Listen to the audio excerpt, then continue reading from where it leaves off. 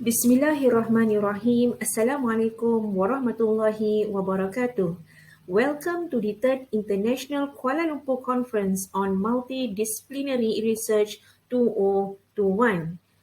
I am Aishah binti Muhammad Noor and I will present my research title, Evaluating Multiple Choice Questions from Engineering Statistics Assessment. These are the topics to be covered in my presentation. Now, let us take a look at the introduction. Multiple choice questions are the most common form of objective assessment. It is easy to grade and can be used to test a wide range of knowledge. A good quality MCQ is when the good distractors are able to discriminate between students who know the content and those who don't. MCQs need to be evaluated for test items quality and whether the items reflect students' performance in the course learning outcome. This procedure is called as item analysis. Item analysis is the process of collecting, summarizing, and using information from students' responses to assess the quality of the test items. In this presentation, we have three objectives. The first one, to demonstrate an application of test item analysis of MCQs using difficulty, discriminant index, and distractor efficiency. The second objective, to identify distributions of difficulty and discriminant index in test items and potential items to be included in the question bank. The last objective, to identify test items with a significant correlation between test items and the overall scores. Now, let us take a look at the first item analysis, difficulty index. What is difficulty index? Difficulty index shows the proportion of students who answered a test item correctly. The higher the value, the easier the item. If we look at the formula, DIF or difficulty index can be calculated where the numerator is simply the summation of the numbers of students who answered correctly in the upper group plus the number of students who answered correctly in the lower group divided by the total numbers of students in the upper and lower group. Now, the question is, how do we define the upper group and the lower group? The upper group is defined as students with higher total scores after sorting the scores from high to low. The lower group refers to those with lower scores. The proportion of students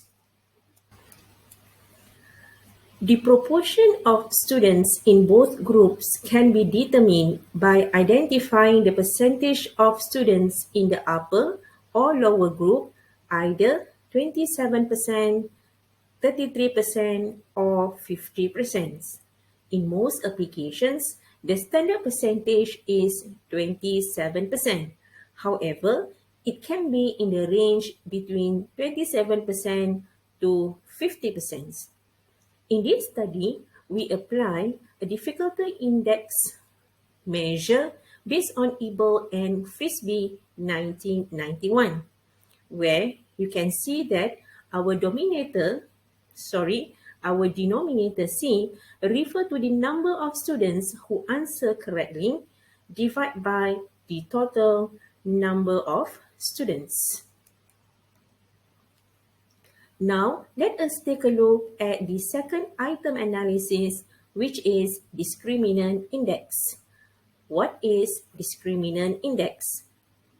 Discriminant index refers to the ability of an item to distinguish the higher performing students or the upper group from the lower performing students or the lower group. This is the formula to calculate discriminant index. As you can see, this index is actually the difference between the proportion of those who correctly respond to the test item from the upper and lower groups. The higher the difference, the better the item discriminate between the two groups. Now, let us take a look at the third item analysis, which is point-biserial correlation. What is point-biserial correlation? This correlation determines possible correlation between each test item and the total test score. The single test item score is actually a dichotomous variable where we will label as 1 for a correct answer and 0 for an incorrect answer, while the total test score is continuous. The strength of the correlation between the variables can be any value from a -1 to 1. This is the formula to calculate point-biserial correlation. X bars refer to the average score who answered correctly the ith item and who answered wrongly the ith item respectively, while S is referred to the population standard deviation of the test scores. You can see that PC is the proportion of students who answered correctly ith item, and QW is the proportion of students who answered wrongly the ith item. What does it mean when you get a positive value or negative value? A high and positive correlation shows that higher performing test takers answered the item correctly more than the lower performing group. Meanwhile, a negative correlation shows higher performing test takers wrongly answer the item and the lower performing test takers correctly answer the item. Now, the last item analysis is the distractor analysis. It examines the number of test takers in the upper and lower groups selecting each option in our MCQs. A distractor is a functional distractor FD if selected by more than 5% of the test takers. Otherwise, it is a non-functional distractor. A good distractor is when more test takers select it in the lower than the upper group. Any unselected distractors reveals information about the inadequate performance of the corresponding distractor. Now, let us take a look at materials and method. There were 38 students involved in this study where we assigned 2 sets of questions randomly. For each question, there were 15 test items with 45 distractors. The test items were constructed using Google Form, and all the responses from the Google Form were opened in Google Sheet file. Later, the analysis were performed using Microsoft Excel. Now, let us take a look at our results and discuss few interesting findings. From Table 1, we can see that the average score of Set 1 is 7 out of 15, with standard deviation of 3.1710, which can be considered as high. From Table 2, we can see that on average, the mean of difficulty index and discriminant index is 0.44 and 0.37 respectively. If you can see from the green colors, there were 6 items correlated significantly. And when we see the DIF and DI, all the DIF or difficulty index were considered moderate, while the discriminant index were a very good discriminant items. Let us take a look at Table 3. From Table 3, we know that out of 15 questions, there were 10 items with moderate difficulty index, while there were 7 very good items in terms of the ability to discriminate two groups, the upper and the lower group.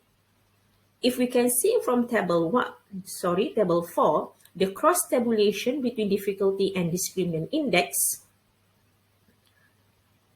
the very good item, the 7 very good item, were actually a moderate item as well.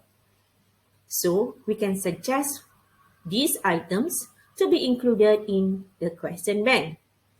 While the 3 reasonably good items is considered difficult, 1 item, moderate 1 item, and easy 1 item. In this case, we also should consider the 3 reasonably good items to be included in the question bank.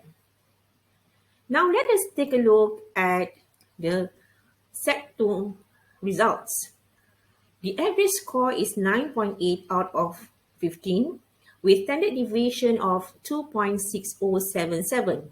From Table 6, we can see that the mean of difficulty index and discriminant index is 0.65 and 0.29 respectively. There were about 5 items significantly correlated, but only 3 items in the blue color were having moderate difficulty index and at the same time very good items. I mean very good discriminant level. So we can include these 3 items in our questions bank. Now, let us take a look at Table 7. From Table 7, we can see that 8 items were moderate in terms of the difficulty index, and 4 items were considered as a very good item in terms of discriminant index.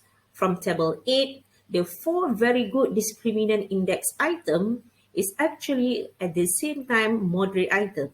Therefore, we can include this item into our questions bank. And also, the 2 items that were reasonably good should be considered as well. Therefore, we conclude that item analysis is an essential aspect of test construction. The procedure to perform item analysis is straightforward. Overall, 10 questions from Set 1 can be included in the questions bank. The difficulty index is higher than 0.3, and the DIF ranges from easy, moderate to difficult. 6 questions from Set 2 were acceptable for questions bank. Consider revising questions that were poor and difficult with a low discriminant index. Any unfunctional distractors should be reviewed. That's all my presentation. Thank you and Assalamualaikum warahmatullahi wabarakatuh.